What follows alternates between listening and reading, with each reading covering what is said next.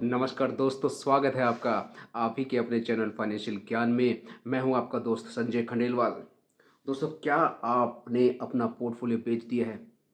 Portfolio मतलब mutual funds का portfolio या स्टॉक मार्केट के शेयर्स में से आप एग्जिट ले चुके हैं? क्योंकि मार्केट के जो हालात हैं, जो परिस्थितियां हैं, वो यही बयां करती है कि इन्वेस्टर्स जो हैं वो पैनिक में आ जाते हैं। मार्केट में इन्वेस्टमेंट तो वो अगले 10, 15, 20 साल के लिए करते हैं, लेकिन ऐसी परिस्थिति जहाँ पे उनको लगता है कि अब तो जो है मार्केट डामाडोल होने वाला है, नीचे जाने वाला है, तो वो पैनिक में ही सेल करना शुरू करते हैं और मार्केट से एग्जिट ले लेते हैं। कुछ लोग इसमें अपने आप को बहुत ज़्यादा समझदार समझते हैं, बहुत ही इंटेलिजेंट समझते हैं अपने आप को।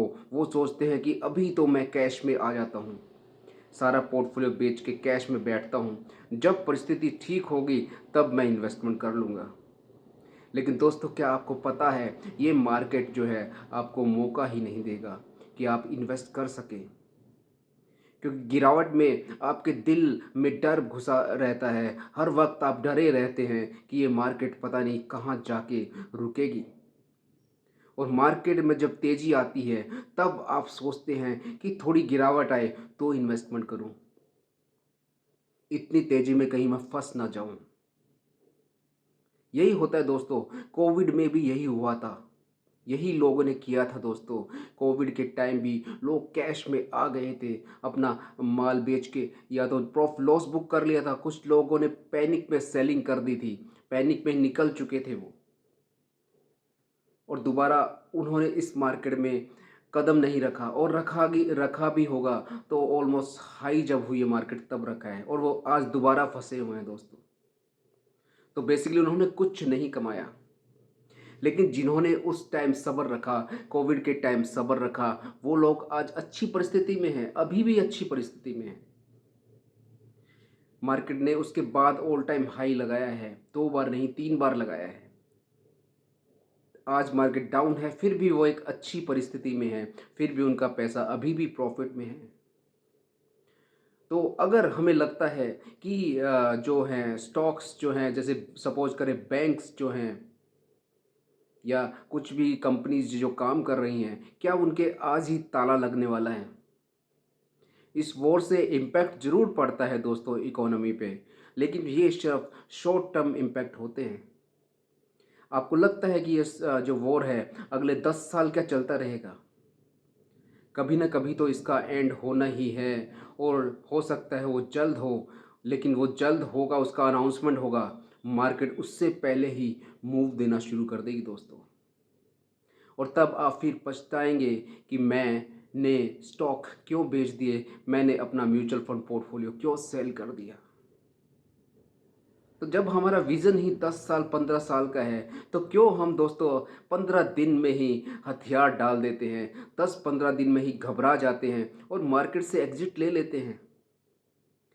दोस्तों, इतिहास को अगर खंगाल के देखें, पिछले 27 साल का इतिहास अगर देखें हम, तो जो 10 तेज़ी हुई है बड़ी मार्केट में, जो 10 बार मार्केट ने अच्छी तेज़ी दिखाई है, उनमें से 7 बार की जो तेज़ी है वो ऐसी क्राइसिस के जस्ट बाद हुई है दोस्तों।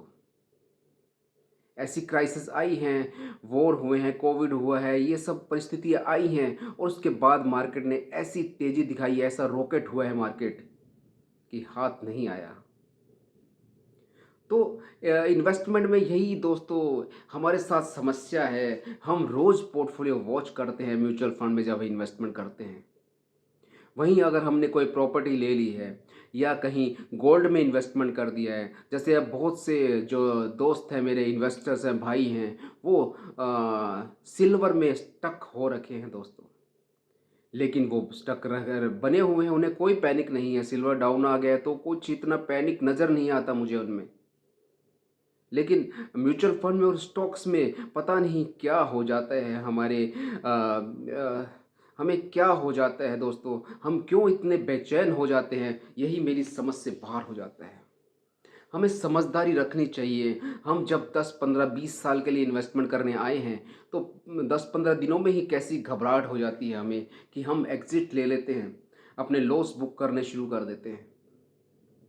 ये चीज़ नहीं होनी चाहिए। मानता हूँ कि डर लगता है दोस्तों, ऐसी मार्केट में, ऐसे क्राइसिस में सभी को डर लगता है। जो बड़े-बड़े प्लेयर हैं उनको भी डर लगता है। लेकिन दोस्तों, पैसा वही कमाता है जो इन्वेस्टेड रहता है और पेशेंस रखता है, जो अपने गोल पे नज़र रखता है। किसी गोल, किसी पर्पस के लिए हमने जो पैसा लगाया है, उस पर्पस पे हम इन्वेस्टेड रहते हैं, उस पर्पस के साथ स्टिक रहते हैं, तभी पैसा बना पाते हैं।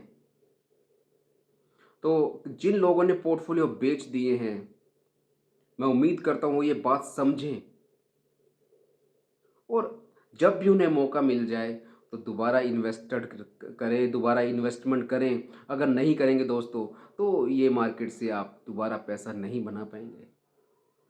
ये हमारी सोच में थोड़ा फ़र्क है कि जब इन्वेस्टमेंट का टाइम होता है तब हम एग्ज़िट कर रहे होते हैं, और जब हमें पैसे को प्रॉफ़िट बुक करना चाहिए तब हम कुछ नहीं कर रहे होते हैं, देख रहे होते हैं कि पैसा और ऊपर जाएगा।